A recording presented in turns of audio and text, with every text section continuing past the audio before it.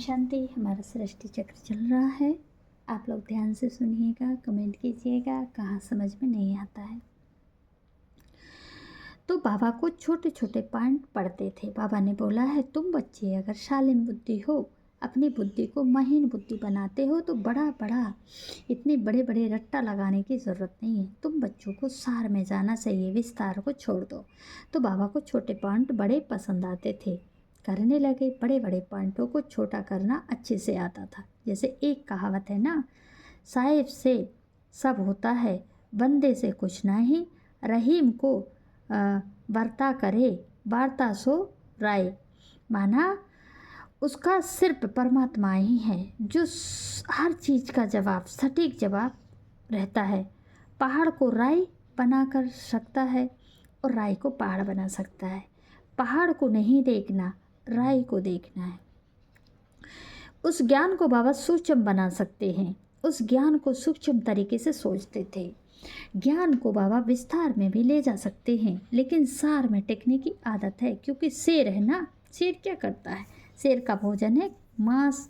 माना प्रैक्टिकली उसका जो श्रेष्ठ से श्रेष्ठ ज्ञान है, उस क्वालिटी को छाटता था। शेर जैसी दहाड़ मारने के लिए शेर क्या करता है? दहाड़ मारता है ना, सब डरते हैं। ऐसे छोटे छोटे पॉइंटों से बाबा दहाड़ मारते थे। यह बाबा का क्वालिटी था। शेर में भी शेर और सार में भी सार वो बनता है। शेरों में अव्वल नंबर शेर है और सार में अव्वल नंबर एकदम सूक्ष्म तरीके से बन जाता है। क्योंकि सूक्ष्म में सुप्रीम सोल से अटैच होकर अपने आप को सूक्ष्म बना लेता है। ऐसे बाबा ने बोला है। बाबा की क्वालिटी परमात्मा की पहचान है। ऐसे ही सबसे बड़ी पहचान है बाप की पहचान। इसके बाद ज्ञान की पहचान। ज्ञान से ही बाप की पहचान होती है। इसलिए बोला है 4 सब्जेक्ट है, ज्ञान, योग, धारणा, सेवा। पहला सब्जेक्ट है ज्ञान। पहले ज्ञान को उठाएंगे तो योग लगने लगेगा। ठीक है, योग लगेगा, ज्ञान, योग, धारणा होने लगेगी, फिर सेवा करेंगे। लेकिन क्या हुआ? बीके में सबसे पहले किस चीज़ को उठाया? पहले ज्ञान को नहीं उठाया, पहले धारणा और फिर सेवा, 2 चीज़ को उठा लिया। एडवांस में सिर्फ ज्ञान को उठा लिया है, लेकिन ज्ञान को सार में कैसे टिकाना है उसमें नहीं टिके। ज्ञान, योग कैसे लगाते हैं, किसको जानते हैं। इसलिए ये सच्ची पहचान होती तो ये थोड़ी बोलते राम वाली आत्मा हमारा भाई है। पहचान नहीं थी, इसलिए ये सच्चा ज्ञान नहीं उठाया।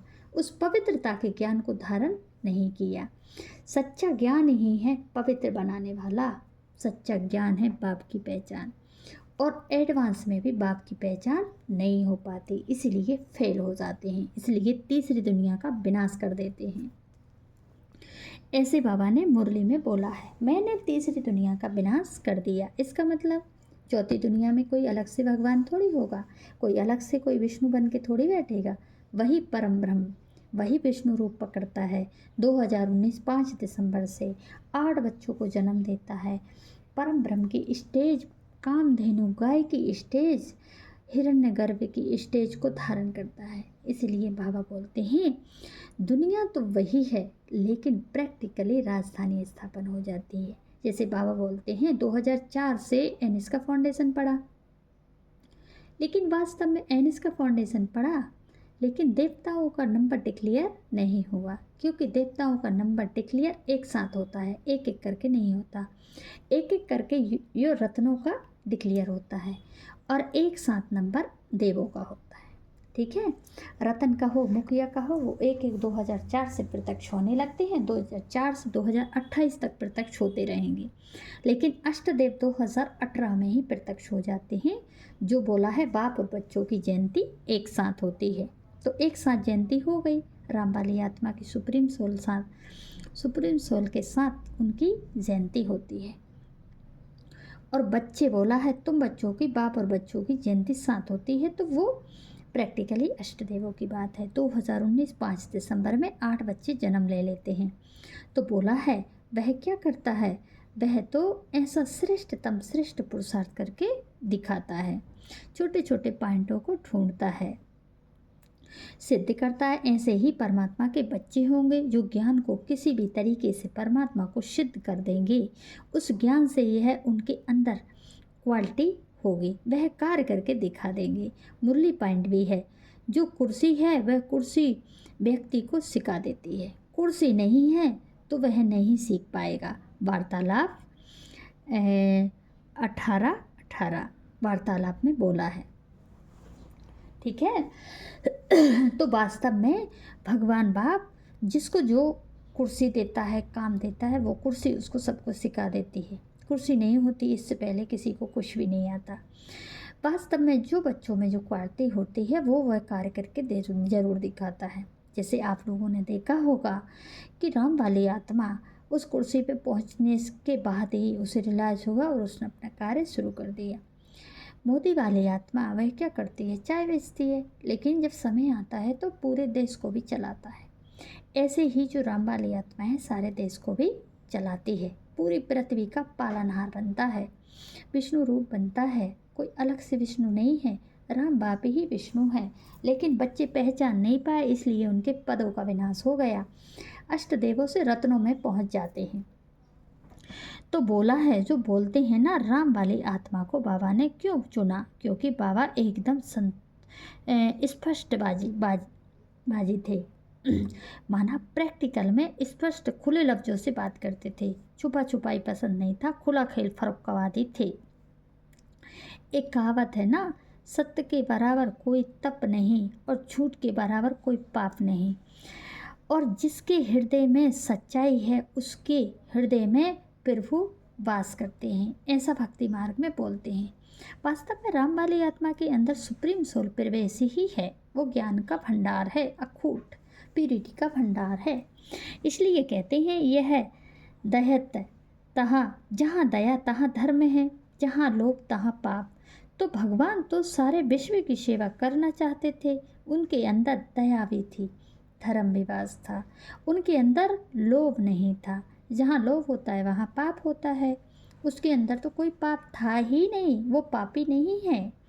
वो क्या आदि सनातन देवी देवता धर्म का फाउंडेशन डाल रहे थे, क्या करना चाहते थे, इसलिए उस पाठधारी को ही ईश्वर ने चुना जो स्पष्टवादी है। ऐसे नहीं, दीदी क्या बोलेगी, दादा क्या बोलेंगी, हम दीदी को नहीं छोड़ सकते, हम बहन क्या बोलेगी, मधुबन नहीं जाएंगे। तो बाबा बोलते हैं ये सब बाबा के अंदर नहीं था, उनके अंदर ललक थी, कोई क्या बोलेगा मुझे इससे कोई मतलब नहीं, मुझे सारे विश्व की सेवा करना है।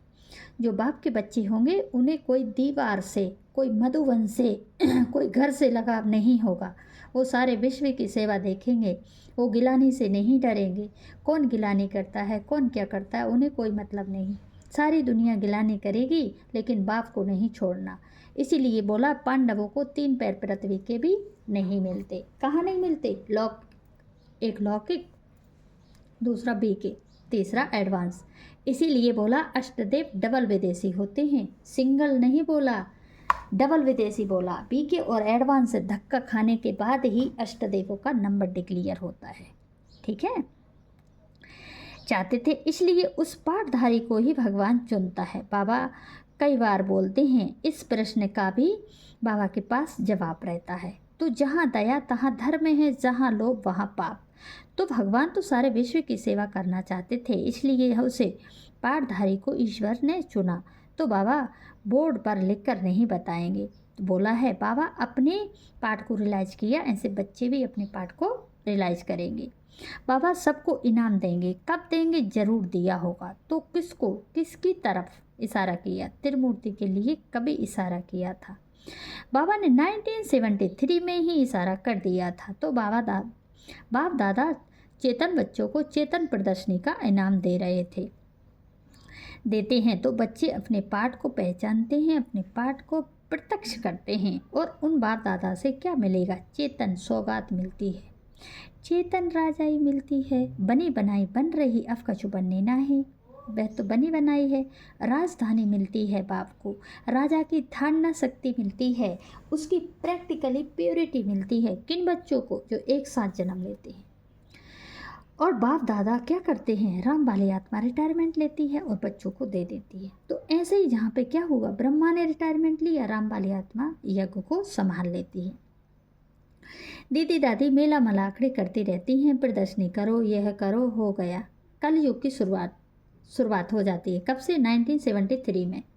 उस समय एक ज्ञान अमृत पत्रिका छपाई गई थी, तो उसमें भी यह बात लिखी हुई थी। मेले के बाद 1973 तक 1 करोड़ आत्माओं को संदेश मिल जाता है। तो 1973 में 1 करोड़ आत्माओं को संदेश पहुंच गया। ठीक है, ये हुआ बहुत तीव्र गति की सेवा, लेकिन क्वालिटी वाली आत्मा नहीं थी।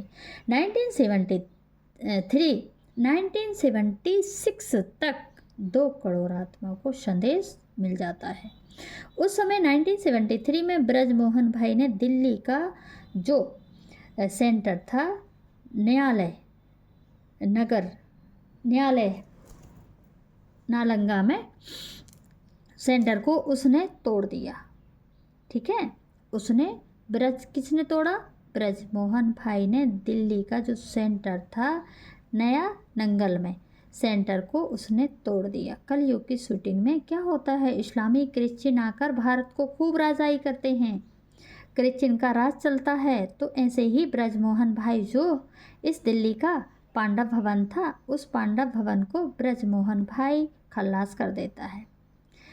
कहावत है ना, हमारे पैसे से हमने, उनने क्या बोला, कहते हैं हमारे पैसों से हम नया बिल्डिंग बनाएंगे।